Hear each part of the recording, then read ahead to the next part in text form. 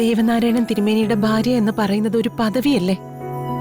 അതിന്റെ പേരിലല്ലേ എന്നെ കാണുമ്പോ ആളുകൾ കൈകൂപ്പുന്നതും ചിരിക്കുന്നതും വിശേഷങ്ങൾ ചോദിക്കുന്നതും ഒക്കെ?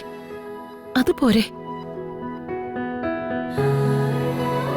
ഒരു കുറവുമില്ലാതെ ദേവേട്ടൻ ഇത്രയും കാലം എന്നെ സ്നേഹിച്ചില്ലേ? അതുപോരെ? ഇതിൽ കൂടുതലൊക്കെ നേടാൻ യശോദയ്ക്ക് എന്ത് പ്രത്യേകതയാ ഉള്ളത്? ഒരു വാക്കുകൊണ്ട് പോലും താൻ എന്നെ വേദനിപ്പിക്കില്ലെന്ന് എനിക്കറിയാം. ഈ ചോദ്യത്തിന് ഉത്തരം പറഞ്ഞപ്പോഴും ഞാനത് ശ്രദ്ധിച്ചു.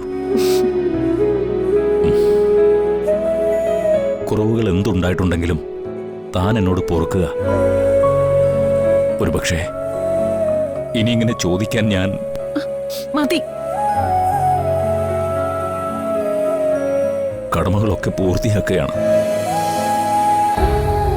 എല്ലാ അർത്ഥത്തിലും.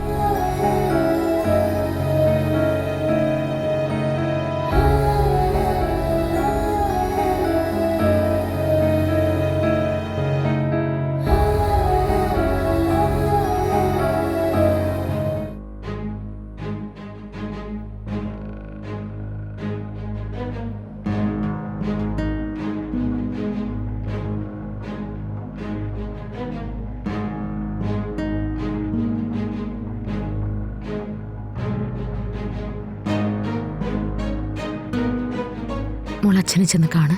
അച്ഛൻ്റെ കാര്യത്തിന് വേണ്ടി ഞാൻ ഏർപ്പാടാക്കിയ ഡോക്ടർ വന്നിട്ടുണ്ട്.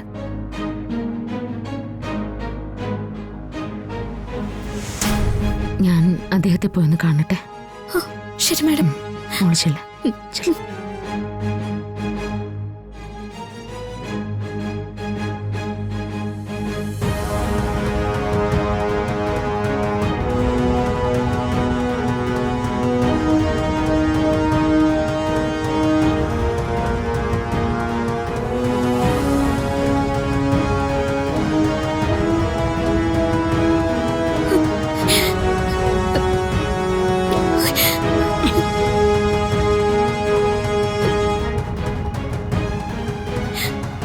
എങ്ങോട്ടടി? അച്ഛനെ കാണാൻ. ദേവന് നിന്നെ കാണണ്ട. അമ്മ വിളിച്ചിട്ടാ ഞാൻ വന്ന്. നിന്റെ അമ്മയല്ല, ദൈവം തമ്പുരാൻ പറഞ്ഞു എന്ന് പറഞ്ഞാലും ഇതിന്റെ അകത്തേക്ക് നീ കടക്കില്ല. ദേവനാരായണനെ നീ കാണില്ല. മുത്തശ്ശി, അച്ഛനെ കണ്ടിട്ട് ഞാൻ ഉടൻ തന്നെ തിരിച്ചു പോയിക്കോളാം. മുത്തശ്ശി അച്ഛനെ കാണാൻ അനുവാദം തരണം. അച്ഛനെന്ന് വിളിക്കാൻ നിനക്ക് ഇത്രയും കാലം അനുവാദം തന്നില്ലേ?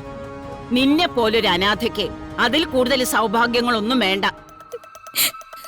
എന്റെ കുടുംബത്തോ കുടുംബത്തിലുള്ളവരുടെ മനസ്സിലോ ഇനി നീ ഇല്ല.